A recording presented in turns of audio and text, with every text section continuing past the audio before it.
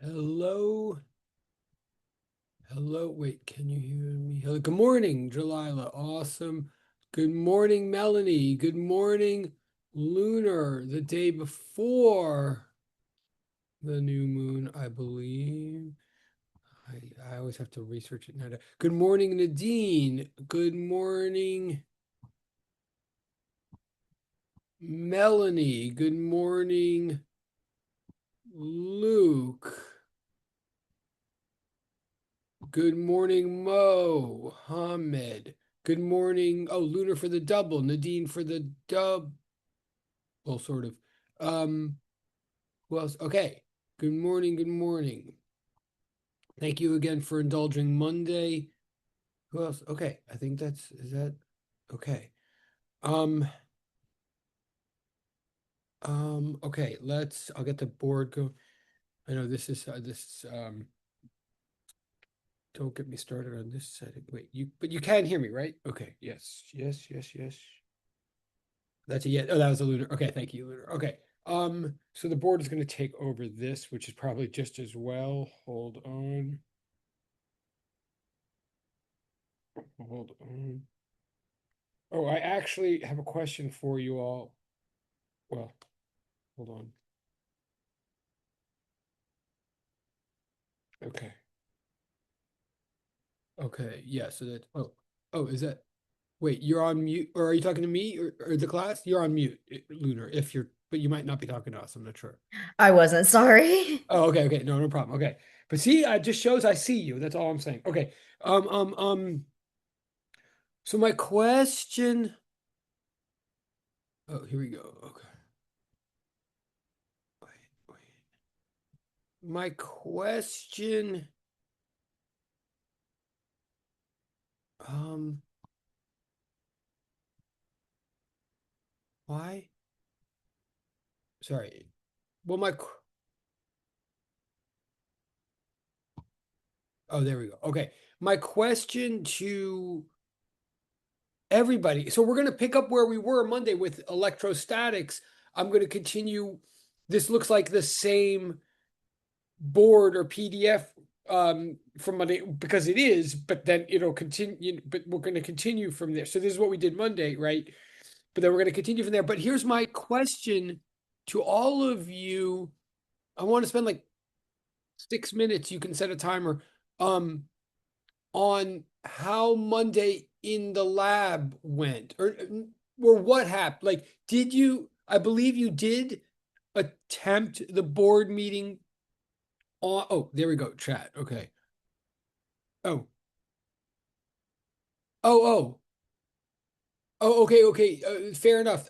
Oh, I did I not clarify this on Monday? I'm sorry. Okay, I'll get back to my question in a second. There's a question in the direct chat, which is a very fair question about homeworks. Okay, I'll say this quickly. Right. So homework 5A and 5B. Homework 5A and 5B had been due Monday or something like that. Hold on, I'll wait. I'll say this again in a minute when other people come in. I'm just pausing because other people are coming in. Hold on.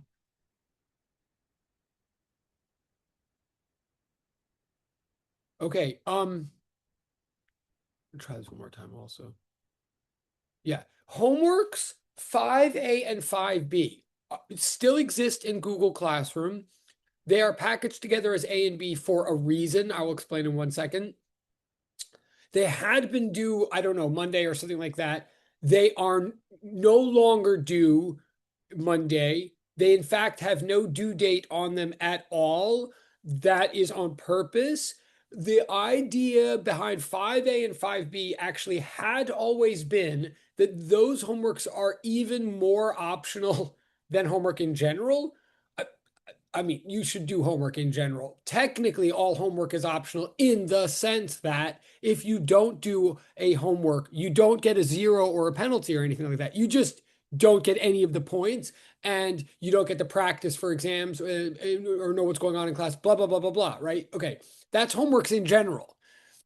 Homework 5A and 5B were even more optional because I I knew from the start, and I know right now, homework 5A and 5B, we are not even going to pretend to talk about in class. You're not, and they're not directly on any kind of exam. So so you literally could skip them and it would be okay. Why are they there and so now I've even removed the due date entirely, so there's like no illusion about this. Why would you even bother to do them at all? Fair question.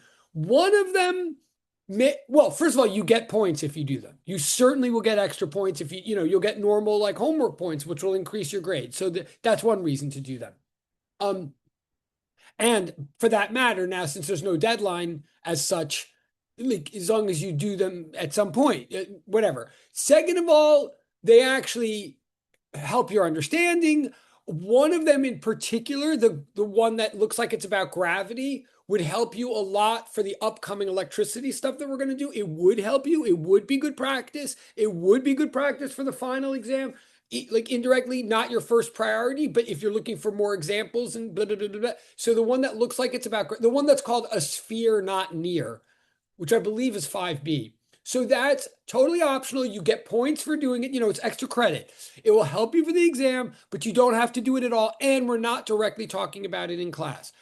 Similarly, 5A, which is called tone, that's more about wave stuff, where it's about stuff that we're not going to deal with directly in class. However, is very helpful and important for understanding larger concepts of waves. I mean, that we will return to at the end of the semester. Very helpful for like understanding things in P-Chem and instrumental, really.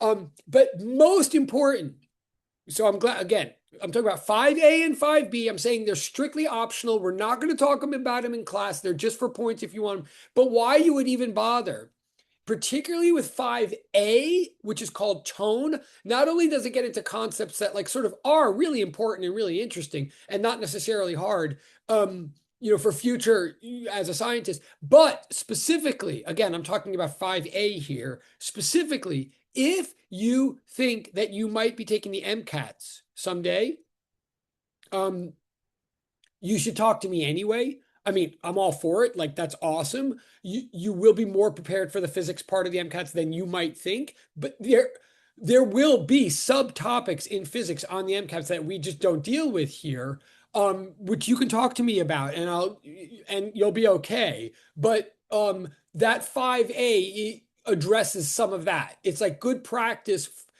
We'll show you how to transition out of the way we think in this class to more like the way you kind of need to think for the MCATs. Okay, another discussion, another time, have in private with people as they wish. But that's the purpose of 5A and 5B. So don't worry about them if you don't want to worry about them. Okay, this is a long answer to a question about what's the deal with homework 5A and 5B. Homework 6 is due this coming Monday. And we're directly dealing with it in class. That's what we're going to turn back our attention to, like right now in this class. I'm still looking at the chat. So homework 6, is as required as homeworks ever are. That's what I want to deal with now. So first of all, I want to pause. Oh my God, is that a cat? Wow, that is awesome. Okay. And okay. The Her cat is name in is the Katya. Katya. Oh, nice name for a cat. Okay, beautiful, beautiful. Um, Cats in the cradle and the silver spoon, little boy blue and the lunar in the moon. When you coming home? Okay, anyway, somehow it all works. Um, so wait, pause for yeah, that is really cute. And Nadine just got multiplayer co-op, and so did Katya. Um, Um, remember to mention Katya's name in your multiplayer co-op submission, Nadine. Okay, back to the private chat person. Like, honestly, I know that it was disproportionately long as usual. But did I answer the question about homework 5 and 6 to the person who asked me in the direct chat? Like, are we good on that? Yeah, awesome. Thank you. Okay, and you just got points for the closing a loop. Great. Okay. Now, to everybody, I want to get to these concepts that underlie homework 6, but you got kicked off to homework 6 by I believe by the board meeting in lab Monday. So I actually would like to hear a quick, I mean, whether it's in the chat or the private chat or with voice or whatever, maybe this is an opportunity for some people who don't always feel comfortable talking, because I'm just asking you, like basically I'd like to know how far you got, in the board meeting, whether it took the full lab period, like what was the takeaway? Could anybody tell me anything about the board meeting you had Monday? I'm looking. You don't have to show video or anything to do this, but it would be great to hear from. Okay, I see in direct chat. We were able to finish the board meeting. That's great. When you say finish, I assume that means that's great. Someone said, I assume that means like page two. Like, I assume that doesn't mean the very last. I assume that means the 5 exercises. Um, Oh, video. Thank you. That's awesome, Lucy. Okay. I assume that means the 5 exercises of getting the the um the 5 different electrostatic forces between a 50 Coulomb. Yes. Okay. Yes. Okay. Great. And is it fair to say 2 last questions? Well, actually, a couple more questions. That's great. Thank you. And that's points. That means, did you even? I assume you did not even start. I shouldn't put it that way. Is it the case that you did not start, or maybe you didn't even see, I don't know, the last page, the thing that looked like it had vectors, or the page that presented 2 source charges, Q1 and Q2 in an XY plane and had coordinates for those charges in the XY plane. Did you even see that? Was that even handed out in the board meeting? I don't think we got that. We only had 3 pages, and the last page was the one that had the 5 questions, like the I through V. Perfect. All right, that is perfectly clear. Thank you, Alicia. Totally, and thank you for the nods. The multiplayer co-op lunar. All right, that's totally clear, and that's perfect. Great. Okay, what I want to tell everybody, what I'm going to get now to, maybe you notice that page that you did for the board meeting is page 2 of the, or it should be page 2 of the homework that's due Monday. I mean, page 1 is the same page 1 where it sort of like reminds you of the equations and gives you the basic facts that you now know. Page 2 is the exercises. So in a way, you've all now done a big piece of the homework for Monday. Obviously, like draw it up, write it up nicely, and all of that. Then in fact, I'm actually going to share screen right now. Hold on. Okay, this is great, totally helpful. But I do want to ask you one more question. But what we're all talking about here, I believe. Hello. Whoa, hello. Okay, and thank you, Jalila. I see you in the chat. Whoa, hello. Okay, do you see this? Yes. So this is my understanding. This was the first page of what you saw in the board meeting and is the first page of the homework that's due Monday. This is this is a page. This is another page of what you saw in the board meeting, and apparently you did in the board meeting. Great. And then this last page that you did not see, this is the last page of the homework that's due Monday. This is what you have to like put your effort into for Monday. This is what I'm going to get as far as I can with you today. I mean, I will try to set the state, whenever I can do this, I do. But often we can't. I will try to walk you through this. In fact, I will try to walk you through this, and whatever I don't do, you'll do for Monday. Okay, so I think we're all on the same page. My last question though. So, wait, we're on the, yeah. So I'm going to get rid of, so hopefully like confirm or check, like this should look just like the homework that you have due Monday. I mean, check. Or maybe someone confirm in the private chat or the public chat. I'm going to stop the share. Stop the share. Okay. Oh, back to this craziness. Hold on. Oh, and there's more in the chat? Wait, why are there 2 different chats? Okay, sorry, hold on.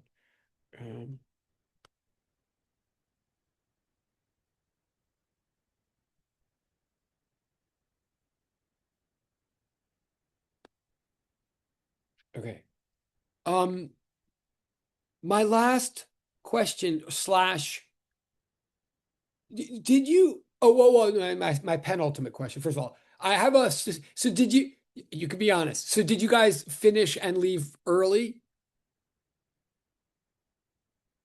Yes. All right. I mean, okay. Which I normally hate, but you deserve it after the exam Monday. And I will just be explicit. I'm one of the little things in the background that I'm a jerk about to the other lab instructors and to everybody. Just so if ever there's like a grundling about wanting to leave early and they don't let you, like that is totally my fault. Like they want to let you go early sometimes, and And if you ever do get away with it, I don't want to hear about it. But in specific, when Brunson and I talked Sunday night, we absolutely, yeah. I'm glad you got to leave early. You deserved after the exam. That's good. And thank you for your honesty. But so then what I want to ask is, once you left, was the following clear? Here's the take. Okay, you did the exercises. Presumably you got the right answers. Presumably you checked the answers. Maybe it wasn't that controversial or stressful a discussion, hopefully. But let me say right now what the takeaway really should have been. A takeaway could have been from that sheet. Actually, I'm gonna share it again. I'm sorry. Um, am I? Well, or I'll ask you. Was there any takeaway at all that you found? Did you get into any discussion at all about the significance of exercise number 4? Can anybody maybe quickly summarize, even in private chat? What's the significant? The exercise 4 was when you do the calculation with a test charge of positive 1 coulomb. After all the other numbers stayed the same throughout all the exercise. Could anybody possibly try to summarize what the purpose of that exercise 4 was, or how it relates to the purpose of the whole thing? Does anybody want to try? I'm looking at the chat. Or even tell me if it even came up at all, even if you're not comfortable summarizing, if you could even tell me if that got discussed at all.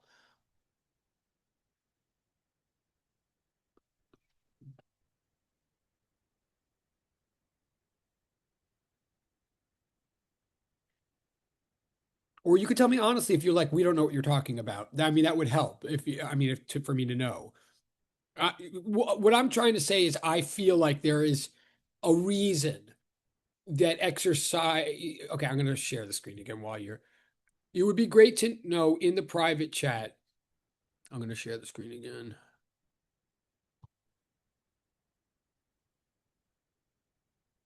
So yeah. So these are the 5 exercises right here in the middle of the page. They look like 5 repetitive practice exercises of the same equation. They are, but there's actually a reasoning behind um, kind of the order of these exercises. Did it just tell me honestly in the private chat? Do you have any memory of it sort of coming up at all, or even like the significant any tricks or shortcuts about getting from exercise 1 to exercise 2? Did anything like that come up at all?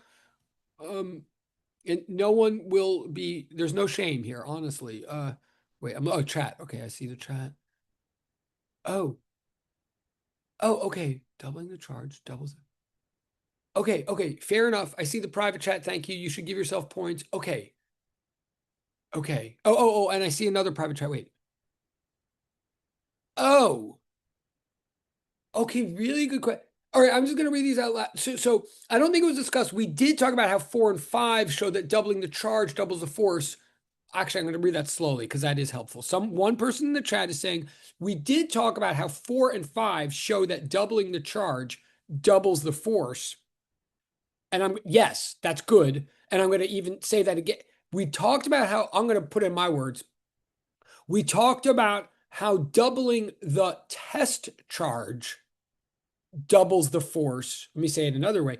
Doubling the magnitude of the receiving charge doubles the force as long as everything else stays the same, as long as the source charge magnitude stays the same and the location, the displacement between the 2 charges, as long as those 2 facts remain the same, and the universal constant, of course, always universally remains the same, then yes, doubling the magnitude of the test charge, the receiving charge, will double the magnitude of the entire force. That is correct. And that is an important takeaway. Actually, and there's one other thing in the chat I'm going to read in a second, but I'm going to go a step further. Sorry, since I'm sharing screen, right? Yeah, I'm sharing screen. Specifically, that person in the direct chat is saying, like, if you go from exercise 4 to exercise 5, what the person in direct chat is saying is like, once you have the answer for exercise 4, You don't have to recalculate everything to get the answer to 5. You can just literally double your answer from 4. If you think, well, duh, like real, duh, fine. Like I'm not necessarily saying that that's a sophisticated. Well, I mean, it is, but I'm not necessarily saying it's a hard insight, but I am saying it's an important insight. And I'm going to extrapolate slightly. The example. Well, yeah, the example from 4 to 5 is doubling, but I'm going to agree with the tacit implication of the person in the direct chat. There's nothing special about doubling. It's that happens to be the numbers from 4 to 5. What that person in direct chat is really saying is that the force that one charge exerts on another, the force that a source charge exerts on a test charge is directly proportional to the magnitude of the test charge as long as everything else stays the same. Like whatever you do to the test charge, if you hold everything else the same, is what you do to the entire force.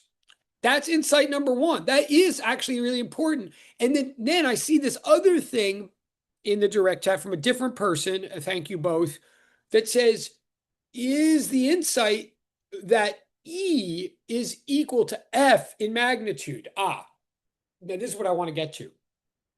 I mean, and that person should definitely give that person points. To be super honest, I'm going to modify slightly some of the subtleties of the way this is being phrased, but the larger point is definitely the point. What this other person in the direct chat is bringing up is that somehow the purpose of these 5 exercises is, yes, to practice plugging in to the expression for the electrostatic force, but it is also meant to guide us to realize the meaning and purpose of capital E, the electrostatic field. So let me be very explicit about that right now. And then I'm going to switch boards and all of, screens and all of that. Let me back up first. So thank you both. Let me back up for a second. Like you do exercise number 1, you plug in the numbers, you get an answer. And by the way, I believe the answer you get is around 5 times 10 to the 11th. You correct me if I'm wrong. If you round, it's around 5 times 10 to the 11th newtons for exercise 1. You should probably correct me if you got a very different answer. And in fact, 50 divided by,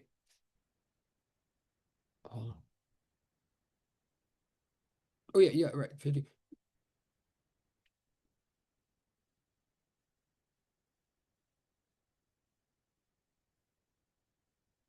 Yeah, 150 divided by 25. So 6. So sorry. So it's around 6. It's around 6 times 10 to the 10. Sorry.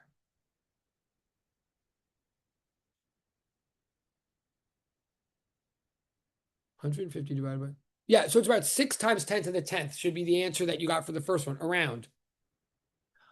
And then you get to the second exercise. And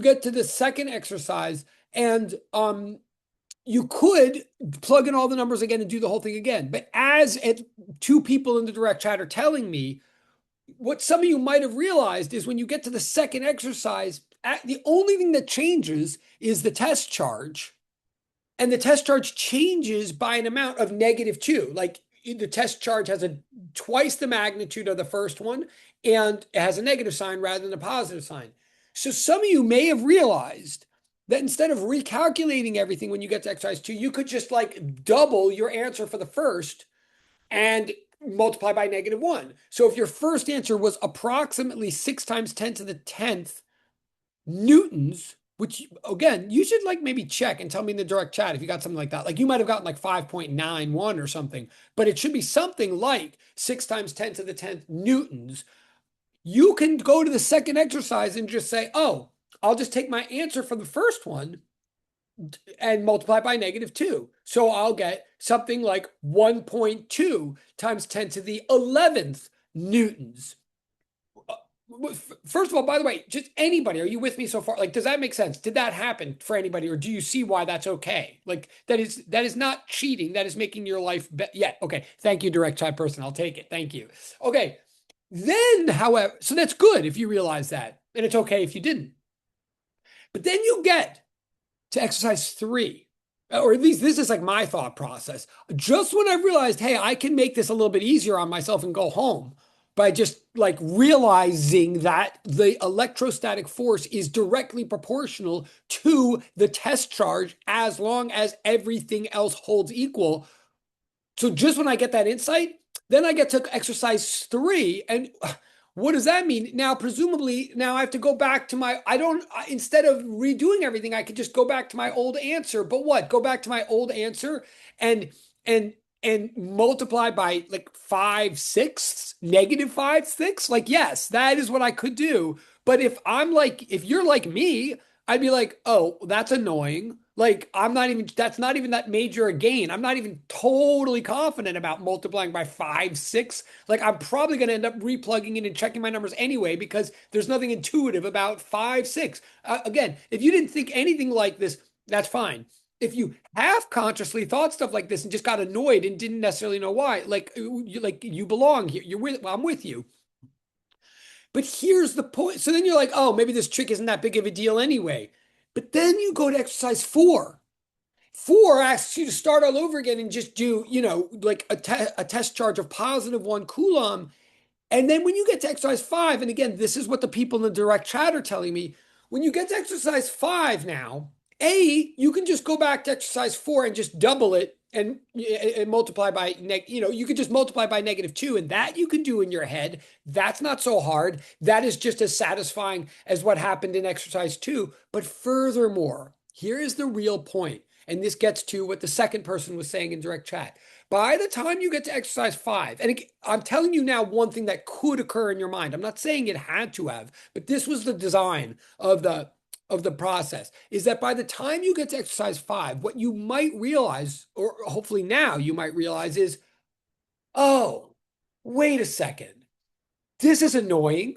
Like, if I had, like, at the beginning, I kind of realized the trick, but only by exercise 4 did Yavrabam actually make the trick, like, actually workable for me in a ongoing way. Like, what you might realize, or what I'm telling you to realize now, is that by the time you get to exercise 5 and 6, you might say, oh, if I ever have to freaking do this again, or if I have to do this homework from Monday and like he changes the numbers or something like that, what would be really smart is to go out of order and just do the positive Coulomb one first, because then no matter what anybody asks me from then on, I could just, like, whatever the test charge is, even if it's 7, or something, I'll just take my original answer to the +1 case and just multiply by 7. In other words, what the thing is actually trying to show you, in part, by the time you get to the end, is that there's something really useful about right from the get-go asking, what would this source at this location do to a +1 Coulomb charge over there at some defined constant location? If you know what a bunch of source charge is doing to a +1 Coulomb of test charge at a given specified location, or a given specified displacement from the source charge, if you know those facts, the source charge, the displacement from the source charge,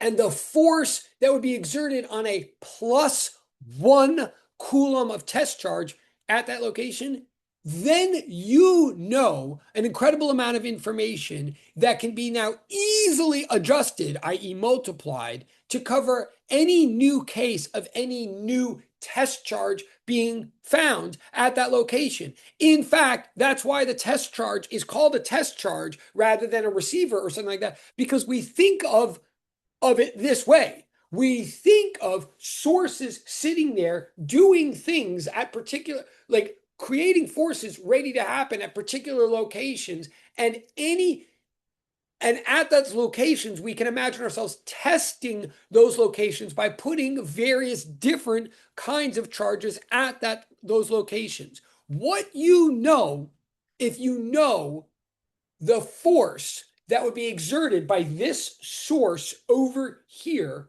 onto a positive 1 coulomb of charge over there, what you know is the electrostatic force per unit charge, right? For every 1 coulomb positive that would ever be found over there, you have a certain amount of newtons per that coulomb. Like if you so you know the newtons per each one positive coulomb. Therefore, if it happens that you've got 3 positive coulombs sitting there instead of 1, well, then you just say, oh, on each one of these ones, there's a force of so many newtons happening.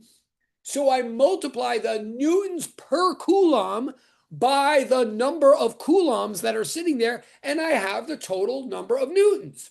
This concept.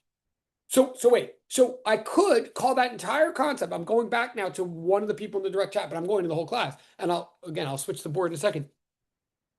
The whole concept I just said could be known as, and sometimes is known as, electrostatic force per charge. What I'm trying to argue right now is that mathematically it's a very convenient thing to know, because then you can cover all the different force change.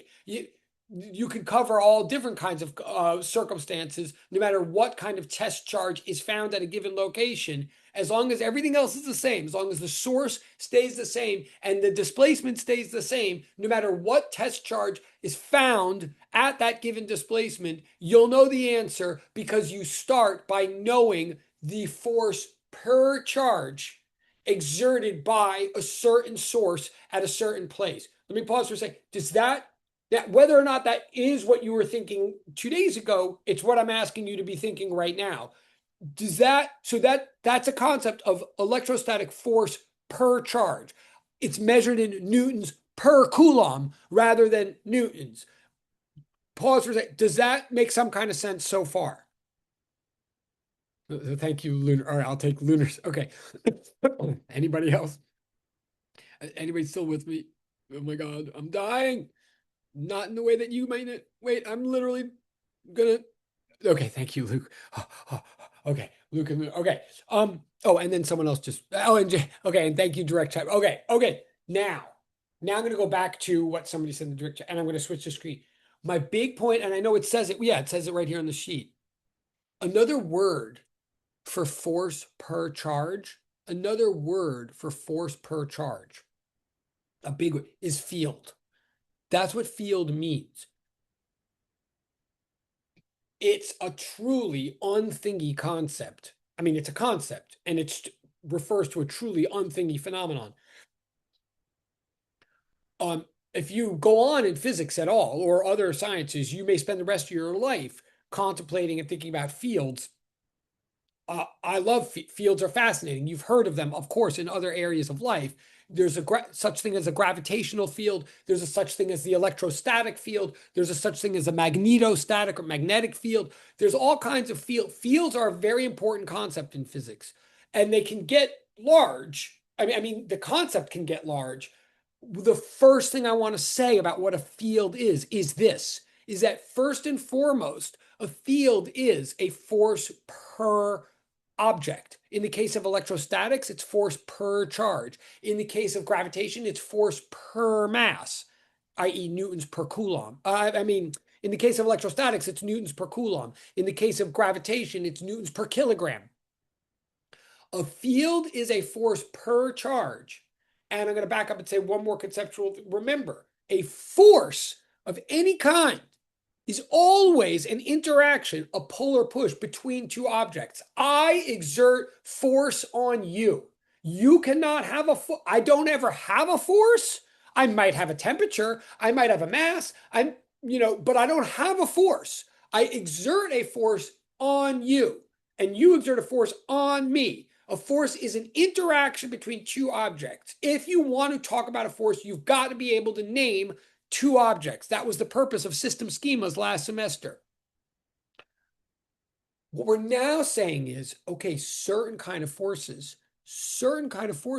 apparently we can at least think about, at least it's convenient mathematically to think about them being exerted or ready to go before the second object even comes along, right? When we shift our thinking from forces to fields, what we're literally doing is simply dividing out by one of the objects, like you see in this calculate, like in this thing right here, in the center of the screen share. Like I'm literally trying to tell you on a concrete computational level, to talk about the force between two charges is to talk about constant times Q1 times Q2 over R squared. What Q1 does to Q2. To talk about the field is you're talking about what Q1 is doing to a point in space, whether or not any Q2 ever comes along to that point in space to experience it. A force is what Q1 does to Q2. It's KQ1 times Q2 over R squared. Field is what Q1 simply does. It's K times Q1 over R squared. Or technically, it's K times Q1 times 1 over R squared. All we're doing when we move from force to field computationally is we're dividing out the second charge. And we're therefore conceptually not talking about what one object does to another, but what one at a certain point in space, but rather what one object does to a point in space.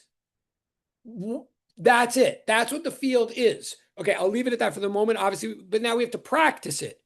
So I'm going to switch. So we start practicing this idea of field, in the homework that we still now have 40 minutes to discuss. On this homework that's presented right here, I'm going to shift and it can get computationally thick right away. So each source charge in the world, the idea now is it creates its own field, and the field. So every source charge sits there and places vectors at every single point in space, vectors, each of which represent a certain direction and a certain number of newtons per coulomb waiting to happen. So another way you might put, what is a field? A field is a force waiting to happen. Every time we put a charge down, it places a bunch of vectors at every point in space. Every single vector represents the pull or the push that's waiting to be exerted on each one positive coulomb of charge that might be found at that location. Every point source of charge does this. So every point source creates vectors. So what this problem gets right away into is this somewhat thick idea of, well, if every source does this, does that mean at any given point in space, the field at any given point in space can be influenced by more than one charge around it? Yes, it can. What this problem is asking us to examine, what this problem is asking us to see is, what if we had a charge over here and a source charge over here somewhere in the XY plane, specifically at coordinates 5, 4, and then we have some other source charge somewhere else in the XY plane at coordinates, say, 10, 3. The question of this homework is, if you have these two source charges, notice they're both with capital letters, capital Q1 and capital Q2. If you have these two sources sitting there in the XY plane, what if we imagined one positive coulomb of charge sitting at some other location, say the origin of the 0, 0 of the coordinate plane? What if we had some one positive coulomb of charge, of test charge, sitting there? What would it experience? The answer is it would experience the combined superposed effect of both of these. Like, one of these source charges would be pushing on it in a certain way, the other would be pulling on it in a certain way. They each would create a vector of force onto this one coulomb of charge. So what this one coulomb of charge would experience is the literal vector addition of those two influences. What this problem is ultimately asking, I'm going to say this one more time, then we're going to like do it, or at least we're going to start it. This problem is ultimately asking, well, I'll put it two ways. One way you could think about it is it's asking if you had no, sorry, let me say it the proper way first. Here's the proper thing it's asking. It's asking, what is the electrostatic field? Oh, and again, by the way, thank you, the person in the direct chat who brought that up. Like I sort of went off on a whole thing, but yes, that person was correct. I mean, I'm qualifying some of the like internal wording, but yes, the takeaway of this lab, the board meeting was for us to move from the idea of force to the idea of force per unit charge to then the idea of field. Field is what happens at a point in space due to some source charge or some collection of source charges at various fixed other points in space. So here in this question, what we're asking is, if we were at the origin of this XY coordinate system, if we were at the origin of this XY coordinate system, what electrostatic field would we experience due to the two source charges at coordinates 5, 4 and 10, 3? The idea is that each one of them creates a field vector contribution, like each one creates its own little field vector. Both field vectors are a bunch of field vectors like everywhere, but specifically each one of them will create a field vector at the origin. And if we add those two vectors together, we will get the full field at the origin. That's what we're trying to do. Add two field vectors together to get one resulting field vector. Okay. And what does that mean in English? It means we're really asking for every single positive 1 coulomb of charge that could possibly sit at the origin, how hard and in what direction would it be pushed or pulled due to the combined effects of these two charges over here? So we're adding two force per charge vectors to get one big force per charge vector. The answer we're going to get is going to be an arrow who has direction and who has a magnitude that's measured in newtons per coulomb. The size of that arrow that we get would tell you how hard every 1 coulomb of positive charge would be pushed or pulled if it were sitting at the origin due to these other charges. And so we're going to start doing it now. 2 more quick notes. Whatever answer we get is the answer we get for the origin. We could do the exact same calculation for any other point in the XY plane. There would be different answers for everywhere in the XY plane. In other words, the two charges create field everywhere. We're just picking one particular representative location to see what the fields are doing in general. That's number one. And number two, if you look at the sheet again, I'm not pretending that I mean, if I do finish this today, you're very lucky, but I'm not pretending I'm going to finish it. I'm just going to get you rolling to see what you have to do. But when you do this for Monday, and it won't be that bad. I mean, even with a half hour left, I'll do enough that you really, it won't be a hard weekend. I should never say that, but I don't think so. But one thing that will confuse people if they're not, or like one pro tip or whatever, if you look at the in the screen right now, if you look at this little table of values that I gave you, that last column looks like it says 4/3. That's just bad formatting. It's trying to just say that the y coordinate for Q1 is 4 and the y coordinate for Q2 is 3. It's trying to just mock the same thing as in column number 3, but somehow because the numbers got whited out or whatever. Like, could you just raise your hand if you understand that last column of this assignment does not say 4/3? It just says, thank you, July. All right, awesome. And thank you, Lunar. Okay, and thank you. Who's that? Okay, thank you. Oh, that was still out. Oh, thank you. Okay, and Melanie, thank you. All right, all right. So I'm going to start doing the problem now. I'm going to switch screens. Well, yeah. I'm going to say again though, because this always confuses people.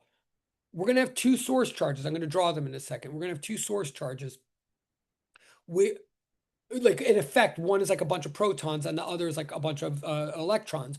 We are not trying to figure out what the protons are doing to the electrons. That's not the problem. Like maybe yes, the protons are pulling the electrons and the electrons are, but assume that these protons and electrons are like stuck in the XY grid, like in the lab, like we put them in like a little insulating cage or whatever. So the purpose of the problem is not what is one source doing to another source. The purpose of the problem is what is the combined effect of the two sources onto this arbitrary but representative location in space that we're calling the origin of the coordinate system.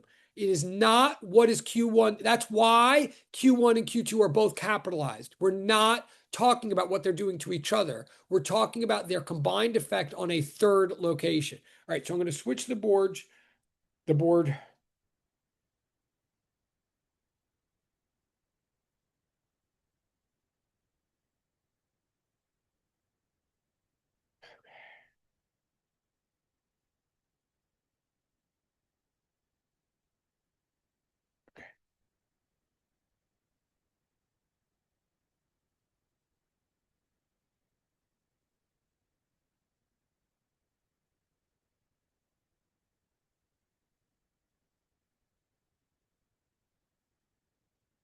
Oh, okay. Quick reminder, because this throws people off. Remember the sorry, chat. Oh yeah. Wait, great question. Great question in the direct chat. But basically, someone's asking is when you do the homework, when you hand in homework, would it be okay to switch the order of the questions around and do number 4 first, i.e., the positive one, Kula? Yeah, in the particular case of this homework, that'd be awesome. That would really show that you get that would be great. I mean, be super explicit that that's what you're doing. Like literally say somewhere like deliberately, I'm switching the order of these questions for convenience or like something, and just make it clear what question you're on when you're. But yes, that is like such a pro tip that you just asked that. Like that would really show a lot. So yes, I'll leave it at that. That's awesome. Okay. Quick reminder too, whenever you do these calculations, I mean, this is where we left off on Monday. The equation that we're talking about, the equation that we're talking about, electrostatic, it's sort of easier at first to understand it with a big letter K at the beginning. And the letter K is just like the letter G in gravity. But I really want to emphasize, first of all, we have so many K's in the class that I write a subscript E usually below the K to make it clear it has nothing to do with Hooke's law directly. It has nothing to do with angular wave number. That's number 1. But number 2, because this came up in the other sections, when I write K sub E, that does not mean kinetic energy. That didn't even occur to me. It's not kinetic energy. It's just the Coulomb constant of 8.99 times 10 to the 9th Newton meter squared over Coulomb squared. But now I want to tell you, again, the bad news and good news is actually, once you really get into this, and you look up these things on the web or something like that, frequently it's not written that way at all. It's written as 1 over 4 pi epsilon naught. This new number epsilon naught, which is a tiny number, 8.85 times 10 to the negative 12 Coulomb squared over Newton meter squared. And I'm warning you because at first this looks really weird and intimidating and clunky, like we're substituting 3 constants for 1. But hopefully you sort of got used to that whole idea, like in your midterm exam and all the stuff leading up to, like you want to just start thinking that a bunch of constants together are a constant. And sometimes there's a reason to think of them that way. It turns out, so please just get used to or be, trust me that if you ever see 1 over 4 pi epsilon naught, that means the same thing as K, and it is literally the same number. There's a reason we write it that way that you will see soon, but so please understand that. Okay, having said that, now we get to this homework finally. What if more, so here we go. We have 25 minutes. Okay, what if more than one source charge acts on one test charge? That's the example going on here. So what I want to first tell you here is forces are vectors. They therefore add together in the manner of vectors. So in some ways, everything I'm about to do is just all I'm about to do. All you're going to do for homework really is you're going to add two vectors together and get a third vector. That's the whole exercise. And specifically, you're going to add the vectors by the component method. Like you're going to take the individual horizontal, you're going to find the horizontal component of each one. There's two vectors you're adding together. You're going to get the horizontal component of each one. You're going to get the vertical component of each one. And then you're going to tally up all the horizontals and tally up all the verticals and put it together into one big right triangle and find the hypotenuse and angle, one of the angles of the angle between the tails of that large right triangle. So in a way, if you ever understood lab 3 of physics 203, or you ever understood how to add velocity vectors together, like in the midterm of physics 203, then that's all we're doing here. But the fact is we're adding field vectors now. So the numbers are sort of weirder and the equation is sort of newer, the equation for each field vector, and conceptualizing it, picturing it might be harder. So that's like the way physics always goes. It's the same math as always. But yes, what the math is representing might take a little while to get used to. Like, so hence we're doing this problem. But I am telling you that the nature of this problem is you are adding two vectors together to get a third. That's what you're doing. And once you have that third vector, that is your answer. So I first make a diagram. This is kind of my step one, if you like. Hold on. I mean, it is my step one. Hold on. Yeah. Sorry. Come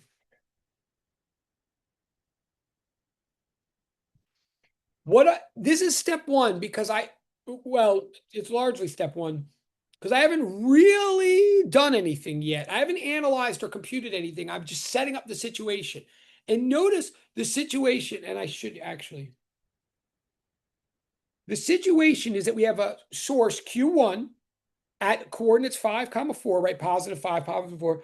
And Q1, you notice, is a positive 5 coulomb of charge. Again, that's like a lot. That's a lot of protons jammed together into a tiny space, right? Then we got this Q2 over there, also in the same quadrant at coordinates 10, 3, and it is a whole bunch of electrons jammed together in a tiny space.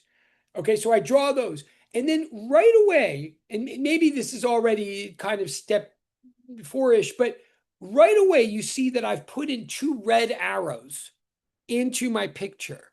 Now let's talk about these two red arrows that I've put in. This is already like a step of thought on my part. Yeah, in fact, hold on.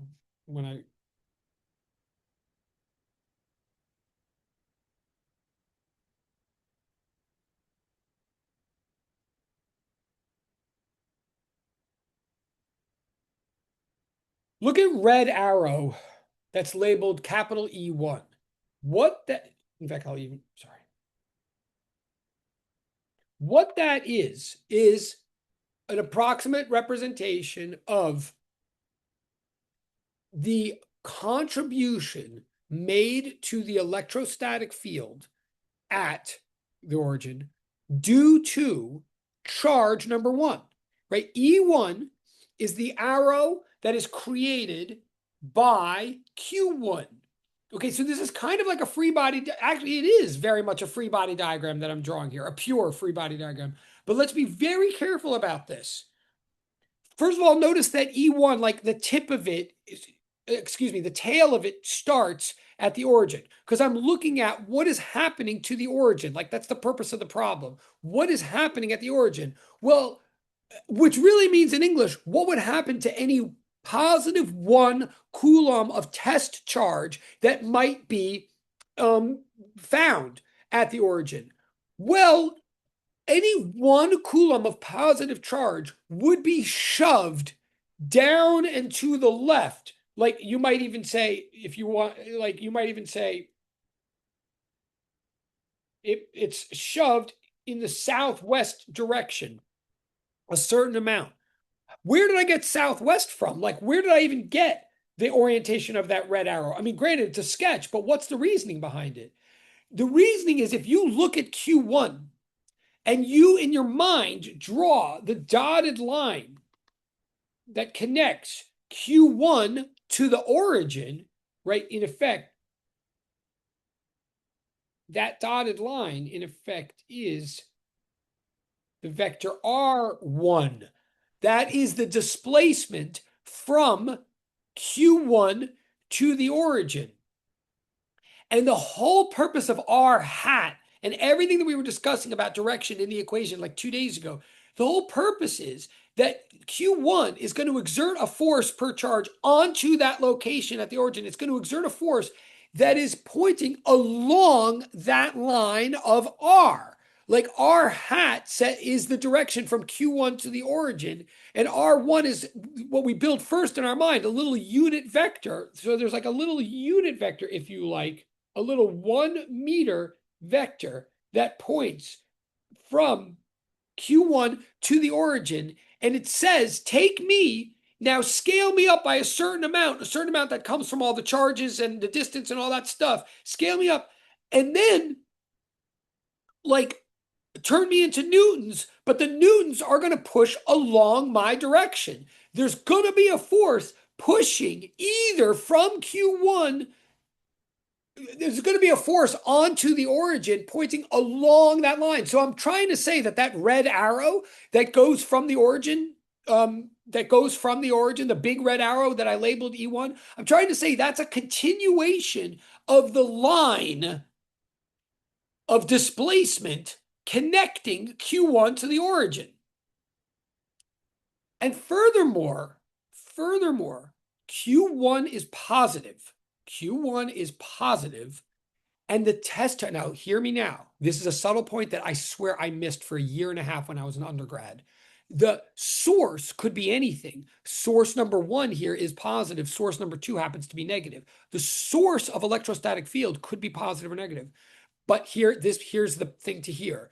The test charge, when you're calculating field, the test charge by definition is always positive. Whenever we calculate field, we are predicting what would happen to every positive 1 unit of test charge that could be at a certain location. So I'm saying Q1 is positive in this case, and it's being multiplied, or it's acting on a positive, by definition, by hypothesis of the idea of field. So therefore, it's a positive times a positive. The answer to this whole field is positive. So Q1 is pushing onto the origin. Like, I'm saying something that may or may not have occurred to you, or may not be obvious. I'm saying the arrow that's coming out of the origin is going down and to the left because it's a continuation of that line from Q1 to the origin. And it's specifically continuing it in the same direction because it's representing a push. It is saying that every 1 coulomb of test charge that could possibly be found at the origin would be repelled by the Q1 that's up here above the origin. I'm going to just move on now so you'll know that you understand my point. If you now look at the other arrow, E2, E2 is also drawn along a certain line. It's like not random the way I drew Q2. I mean, it's approximate, but it's not random. It is being drawn along the line that connects Q2, again, to the origin. Always to the origin, because the origin is where we're calculating the field. Some people will literally call the origin the field point. I call it the point of interest, or the location of interest. It's where you're wondering how strong is the force waiting to happen here? How strong is the field at this place? Well, so we draw a line from that place to the other source, Q2. And we say that there's a field contribution at the origin, like an arrow pointing along that line. However, Q2 is a negative source. And whenever we deal with field, we're always asking the question, what would a source do to a test that we hypothesize to be +1 coulomb of charge, always. Like the field, again, that's why I say the field is force per charge. It's force per unit positive charge, really. So Q2 is negative. So a negative times a positive is a negative. The Q2 would pull on any negative test charge that might be the origin, or more specifically the math. Like you're going to get a negative sign in your answer for the force per charge or for the field. In the equation, you're going to get a negative answer since Q2 is negative, nothing else is negative. You're going to get a negative answer. And so what that means is you take that unit vector r hat was what you built the force from. You took r hat, it was pointing from Q1 to the origin. Then you scaled it up by Q and divided by r squared and multiplied by K and all that stuff. And then the negative sign says, now flip that vector. So not only did we change a displacement vector to a force vector, but we then flipped it. So it is deliberately pointing back onto Q2. I'm saying in the end, and then I'm going to move on. Both arrows come from the origin because the origin is where we're trying to compute, a total arrow. But the arrow from Q1 pushes out from the origin because Q1 is positive, whereas the arrow from Q2 pulls in to Q2 because Q2 is negative. If Q2 had been positive, both arrows would be emanating to the left, so to speak, if that makes sense. But they're not. One of them is going to the right because Q2 is negative. So those two vectors, E1 and E2, are the vectors that we're about to add up analytically to get an answer. Sorry, one last thing. I made E2 much smaller than E1. Now, again, I'm not drawing this perfectly to scale. I mean, it's a sketch, but it's not an accident that I made E2 substantially smaller than E1. I'm going to take a risk here and pause and ask, is there anybody in the private chat that wants to take a guess or, a conjecture as to how do I know? I'm telling you, I know in advance before we even do this calculation. I'm going to add two vectors together, but I believe I know in advance that one of these vectors is a lot smaller than the other. How did I know that E2 is smaller than E1? I'm going to pause. If I get anything in the direct chat, I will be thrilled. Wow, that was fast, yo. That's awesome. And correct. And actually, there's two possible correct answers, and that is one of them, definitely. I'm going to wait. I'm so excited. No reward goes unpunished. I'm going to wait for one more person to see if I get and then I'm going to repeat. But yes, the one person so far is totally with me. That's great. Points. Anybody else want to suggest? And it's direct, so you could say the same thing and you would still. Should I repeat the question? The question is, how do I know that the force or the field generated by Q2 is smaller than the field generated by Q1? Anybody else? MG. Okay, just do me that. I will go on. I don't want to, but could someone just acknowledge that you, even if you don't have an answer or anything, just acknowledge that you still are with, that you still hear. Oh, nice, yo. Yes. I'm just going to admit one person just gave both of the correct answers. So, oh, and another person just gave one of the correct answers. That's good enough for me. I can eat and retire now. That sounds weird. Yes. So what two people, thank you. What two people just said is that Q2, first of all, is a lot farther away from the origin. It's literally, clearly farther away from the origin. It's R, you might not know it off the top of your head. It's actual distance from the origin. We might have to do a little bit of math, and we will, to get it. But I think you could see its X coordinate is bigger, like a lot bigger than the other X coordinate, and the Y coordinate is only like a tiny bit smaller. So it's freaking farther away. That is number one, why the field contribute, and that's not just like an English thing, math. The field is KQ over R squared. So the R in the denominator is much bigger for Q2. Therefore, that alone, I feel like is going to make the field smaller. But plus also what another person said is that the magnitude of charge of Q2 is smaller than the magnitude of charge of Q1. So Q2 is a smaller amount of charge farther away. It is going to influence the origin less then Q1. That's the logic of all this. Now all we have to do is run the numbers. So let's run the numbers.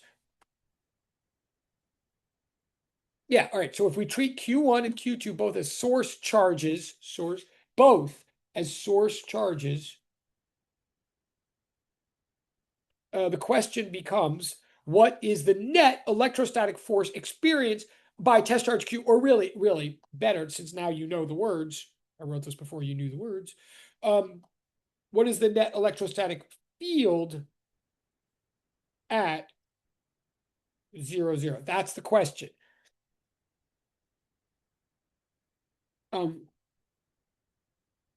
So we must compute the vector. This says we must compute the vector whose magnitude and direction tell us how hard and what direction, like a 1 coulomb at 0, 0 would get shoved by Q1 and Q2. Like that's what we're trying to figure out. When we're trying to figure out the field, but that's what it means. So the procedure is we're going to add these vectors.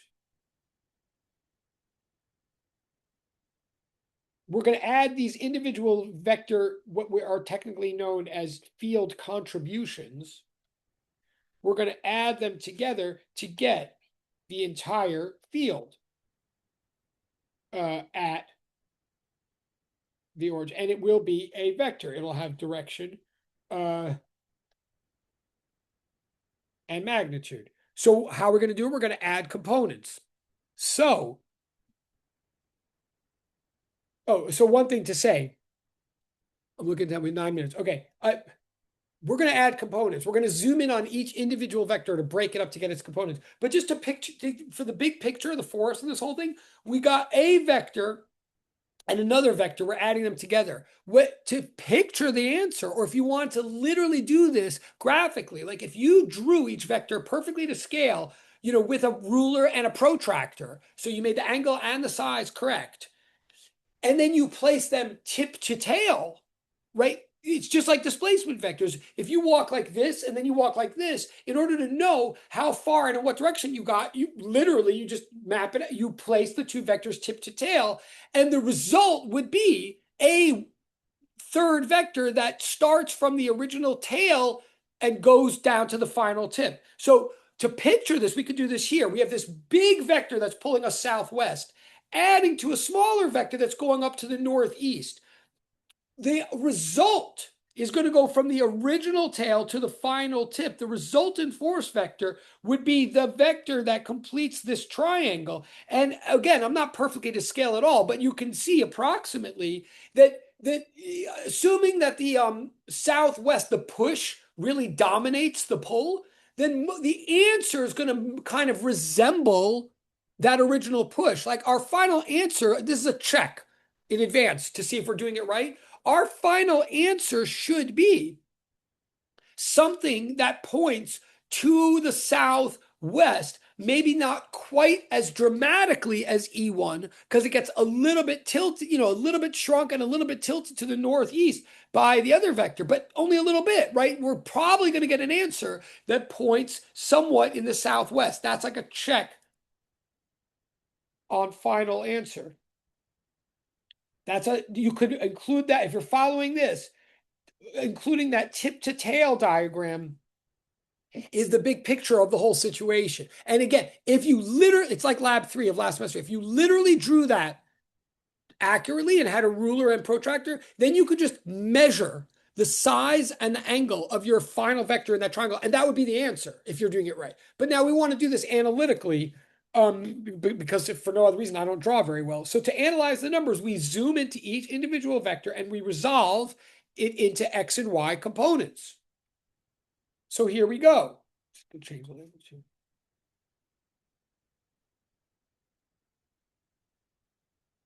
Sorry. So what I've done here is I'm zooming in right now on the E1 vector, right? Which is big and it goes to the southwest. And I'm saying E itself, the E1 vector itself is what? Is K, well, if you like. is that constant times Q1 over R1 squared. That's like the magnitude of it. Notice I didn't put an arrow over that. The magnitude of E1 is that constant 8.99 times the charge of Q1 over R squared. That's a magnitude. So you're in your homework, you're going to plug in those numbers and get that number. Since I'm running out of time, I'm not going to do that right now. But E1, the hypotenuse of that vector itself is literally that. We want to get its components. So we're going to take that number that you get for E1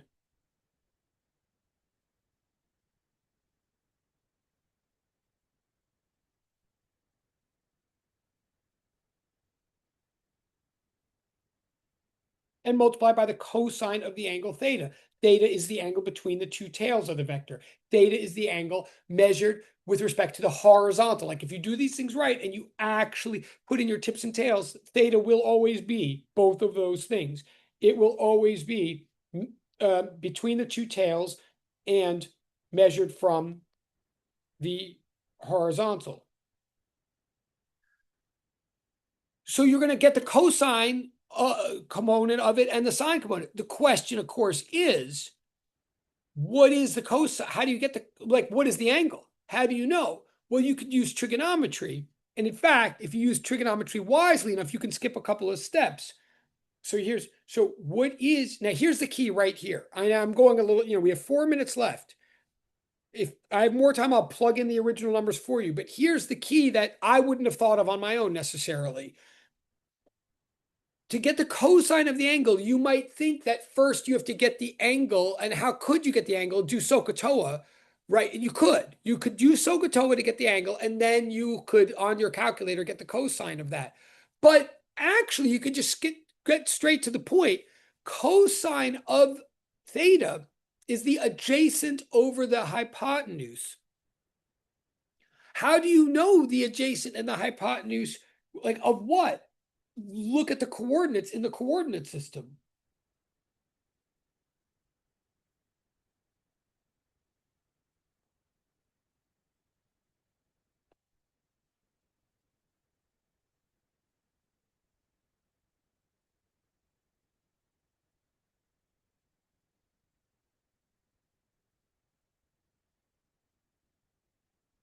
Since it's at coordinates 5, 4, and we're measuring to the origin, the x leg of the right triangle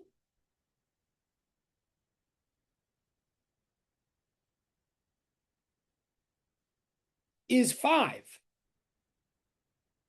right? The y leg is 4.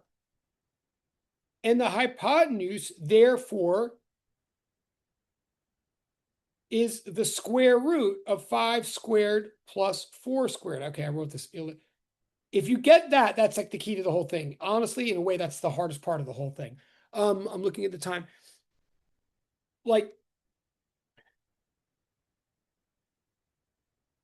Here's the origin, and here's the point that you're looking at, right? The charge, Q1. So you're looking at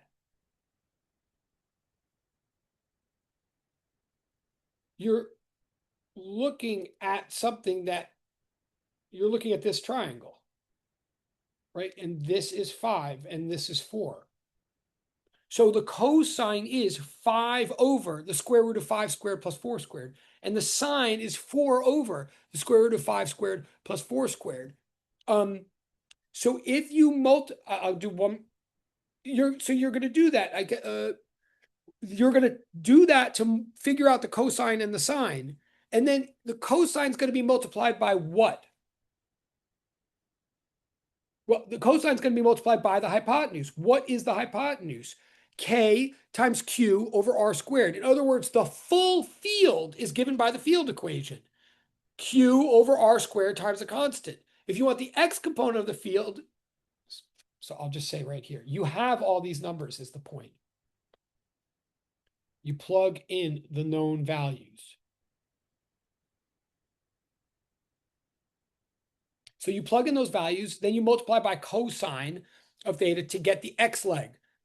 Then you do the same thing to get the y leg. And then finally, since we have 1 minute, now you go over to the other force, do the same procedure. You're going to end up getting 4 numbers if you do this right. The x leg of E1, the y leg of E1, the x leg of E2, and the y leg of E2. You tally them up. This is just like you do with any vectors from last semester. You tally up the x values. They will be in newtons per coulomb. And you tally up the y values. They'll be newtons per coulomb. And then you make one big triangle from the x, which presumably is going to have a negative, presumably is going to point west, and a y, which is, you'll see by tracking your positive and negative signs. And your answer will be the hypotenuse of that big triangle and the angle between the two tails of that big triangle. Like literally this combined with this.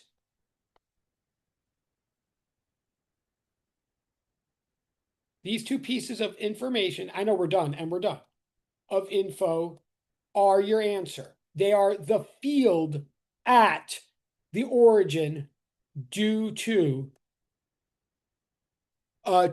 source charge Q1 and source charge Q2. Okay, it's 110. Sorry. So have a nice, so good luck. Have a nice week. And hopefully I'll have you, anyway, I'll see you Monday. And I'll see you Monday. Okay. You've been very patient as always. Great job. And I'm going to, yeah. Okay. Have a good weekend. Yes. Have a good weekend. Oh no. Has it been recording? Yes, it has. Okay. Stop. Okay. Have a nice week. Yes. Have a good, okay. I'm stopping the recording.